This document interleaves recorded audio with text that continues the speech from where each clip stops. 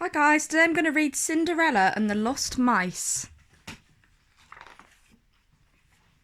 The stars twinkled in the clear night sky as the prince twirled Cinderella outside to dance. "Are you cold, my dear?" the prince asked his princess. "Just a bit, but—" Smiling, the prince reached for a box he had hidden under a bench, and inside was a beautiful winter coat. "Oh, it's simply lovely!" Cinderella exclaimed. "Thank you."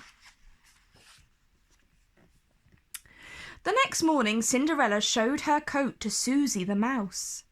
"Isn't the prince kind to me?" she said. "Nice, nice!" Susie nodded and nuzzled the warm coat. Cinderella didn't notice that Susie had just come in from the cold.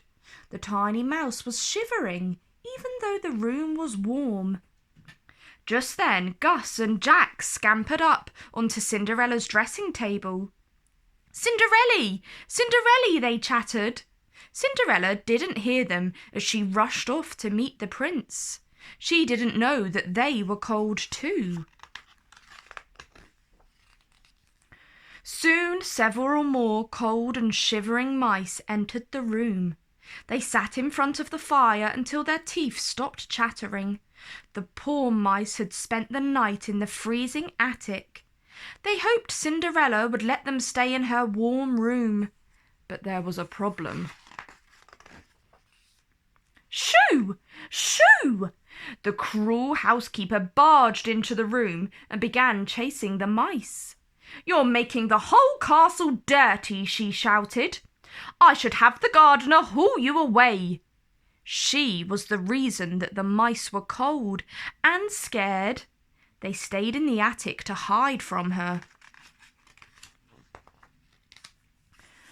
The mice scrambled back to the chilly attic, not knowing where else to go.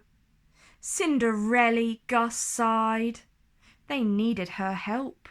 Suddenly, wham! The gardener slammed cages over the mice and scooped them up. "Now take them outside!" shrieked the housekeeper. "Take them far enough away that they never return." Of course, Cinderella had no idea what had happened as she and the prince strolled along the castle grounds. "Let's go to the stables," Cinderella said suddenly.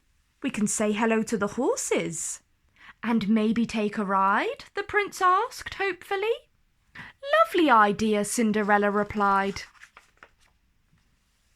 Soon Cinderella and the prince were riding through the countryside near the castle.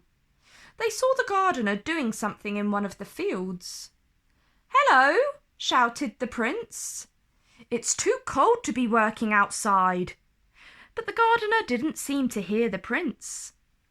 When the prince and princess returned to the stables, the prince asked, "Do you think the gardener was acting oddly today?" "Perhaps he was distracted," Cinderella replied thoughtfully. "It must be hard to do much gardening when the ground is frozen." But the gardener was not distracted about gardening. He was worried about the mice. He knew that they would freeze in the fields. "All right," he said to his helpers. "Now don't mention this to the housekeeper, but I want to bring these poor mice to the stables." So they took the grateful mice to their new home and even fed them. The mice nestled together in the barn, but as night approached, they just got colder. Finally, the horses allowed them to snuggle up in their manes to keep warm. "That's nice," Gus said sleepily.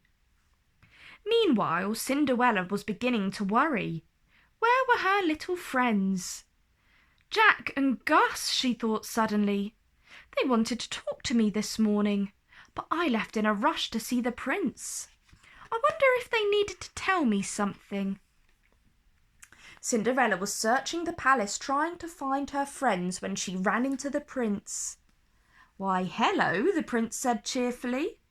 "Are you looking for the same person I am?" "Person?" asked Cinderella. "Why, no. I'm looking for the mice."